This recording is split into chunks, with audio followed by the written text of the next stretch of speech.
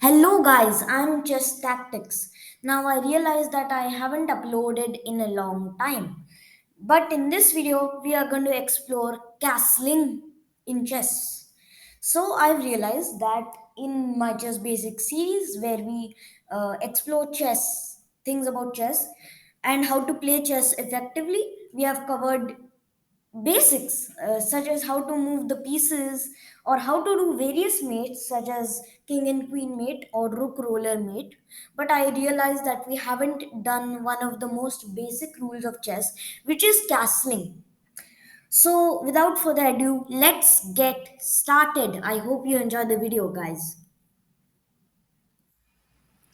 Okay, so the position we are in right now is a very common position in the king's pawn opening, and the two bishops are out. Sorry, the two bishops are out. The two knights are battling for control of the e5 square, and here it's white's turn. And a very common move you'll find is castling. Now, the symbol of castling on the king side is what I show. Now, there are two types of castling: castling on the king side and castling on the queen side. But we'll get to that later. So, as you can see, White kind of broke the rules if you're thinking about it in a conventional way. White's king moved two squares instead of one, and rook jumped over the king to get to f1. So if you are a beginner and you have never seen this before, and your sibling or your parent plays this, who are better at you in chess, you'll be like, they have cheated. But they have actually not cheated. It's a very basic rule of the game. So this castling move, it has two reasons. One of them is to put this king in the safety of these pawns. Now these pawns are like a blanket that protect the king from the cold. And the second one is, if you realize that this rook on f1, the rook on f1 can be activated much easier like this than the rook when it was on h1. So another reason for castling is that it brings the rook into a more active position that can be used to develop the rook further. So let's get to the types of castling and the rules that you can employ castling, like the rules. Okay, so let's get to the rules that you have to follow while castling.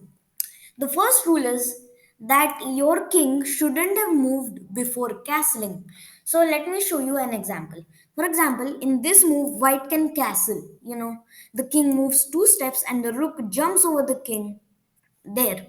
So that's castling. But let's say white doesn't castle and moves his king up. Now black has nothing to do, so he just moves his king. And white moves his king back to where it came from, and black also does the same. Now, if white tries to castle, that cannot be because the king is moved. The king moved.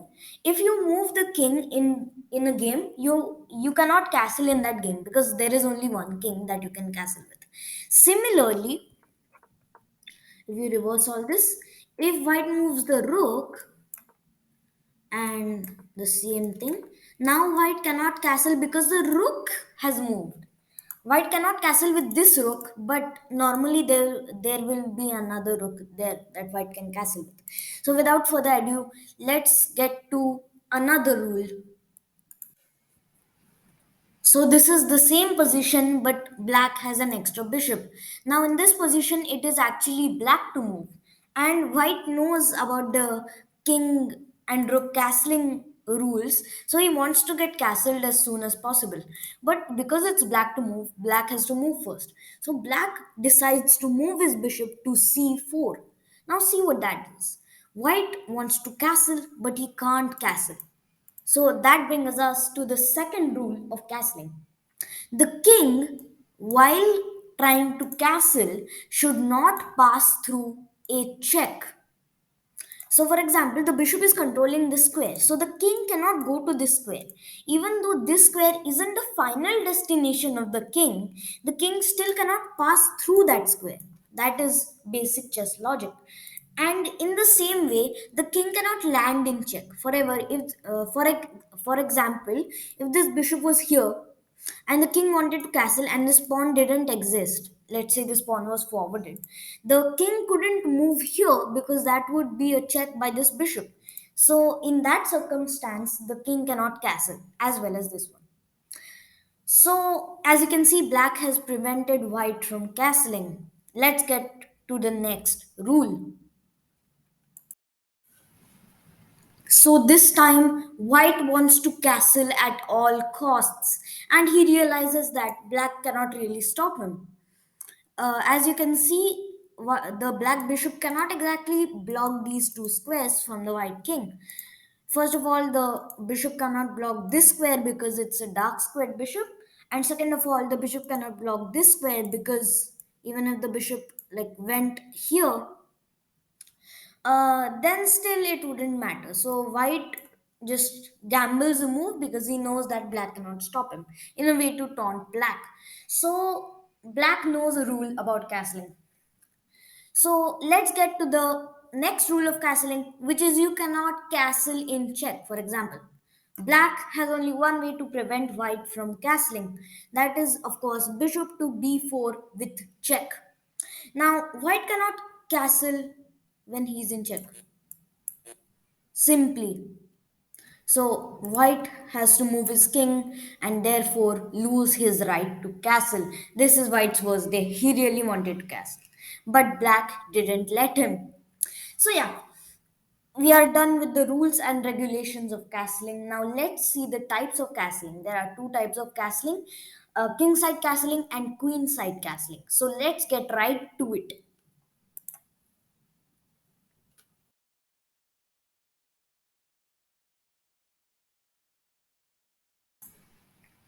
So let's get started with the types of castling. Kingside castling and queenside castling. Of course, I've mentioned it before. So White wants revenge because in the last section of this video, he was really denied castling. So in this section, this is White's dream. He has not one but two options to castle. So as you can see, if White goes like this is known as kingside castling because of course the king is moving towards the right, which is the king side. Now this is only for white. If you wanted to castle king side for black, it is right from sorry, it is left from for black and right for white. So as you can see, this is white's right, and if we flip the board like this, the rook would be here, so it is left from black. Queenside castling is the exact opposite. Let's just reverse it. Now the white king moves like this. Now you can spot some differences between kingside castling and queenside castling. Of course, during kingside castling, the king protects all of these three pawns like that, and the king is one square away from the edge of the board. But if we do queenside castling, the king is two squares away from the edge of the board. The reason for this is simple. Because this is the queen side, the king also has to cross the space that the queen usually resides in, including the one with the knight and bishop. Now, what queenside castling uh, has in unique is that the king still goes two squares instead of going three squares. So technically, queenside castling means that the king isn't like one square one square away from the edge of the board, but actually two squares away from the edge of the board. And the rook, instead of the rook still jumps over the king and goes one square ahead of the king. So now that we know the difference between kingside castling and queenside castling, let's move on to the next section. And by the way, queenside castling follows the same rules as kingside castling. Also, if this rook moves and black moves and this, the king cannot castle queenside because this rook has moved. So he can only castle kingside with the rook that hasn't moved. Similarly, if white king is very stupid and this moves, and black king moves, and white goes back and Black goes back. The king cannot castle at all because remember, the king has moved. The rooks haven't moved. The king has moved, which means the king cannot castle at all. So, without further ado, let's go to the next section, which is which castling is better, kingside castling or queenside castling? This is a question that has plagued chess for as long as people can remember.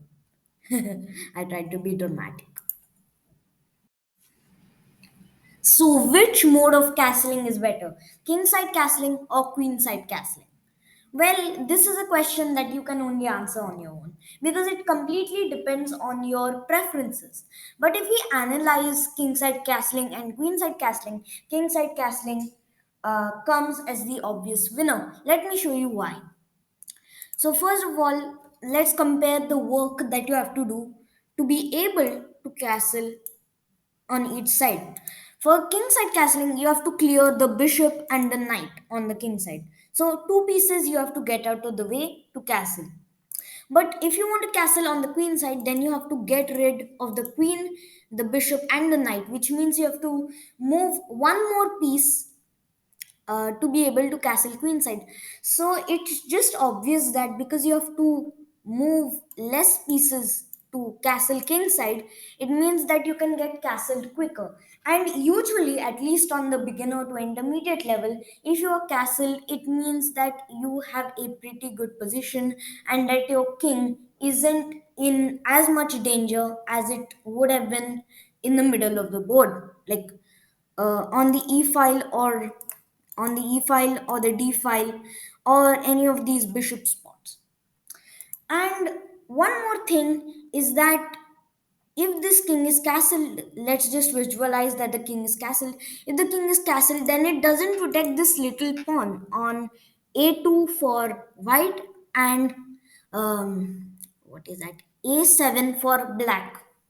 So it can create a weakness, and the enemy, the opposite team, can potentially exploit it. Because remember, you have to waste one more move to bring your king to defend all of these three pawns. So the king side castling comes as the obvious winner if we analyze it like that. But whether you want to castle king side or queen side also depends on the game or the opening that you're playing and also on your personal preference. So it's all up to you uh, to choose which castling you are going to do. So that's all for this section. Let me show you a special type of game where the two sides castle on opposite sides. This game can be very tactical, very sharp, and some grandmasters prefer it that way because it can lead to a very exciting game. So let me show you an amazing move played by Magnus Carlsen against Sergei Karyakin. It involves castling, spoiler alert. And I think that GM Simon Williams puts it better than I possibly ever could. So let's see the clip.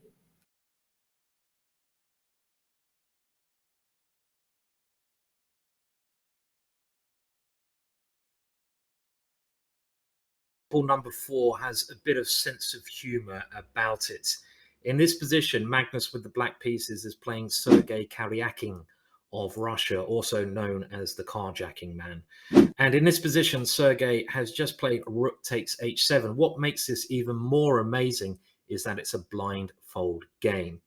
Now, what move did Magnus now play? This might be one that you guys at home can find. It's something we're taught to do at a very early stage of the game. Castle's Kingside. It's one of those ones where you think, what? Can you do that? The rook was on h8. What's going on? And I like this move because it has something quite pretty about it, quite unique. Knight is now attacked, and if the knight moves, of course, we play king takes h7, winning the rook. And there's nothing else that white can really do here. If rook to h6, we can still capture the knight. And after rook g6, which seems like it wins the piece back, king to h7, rook takes bishop, and now the back rank is white's weakness.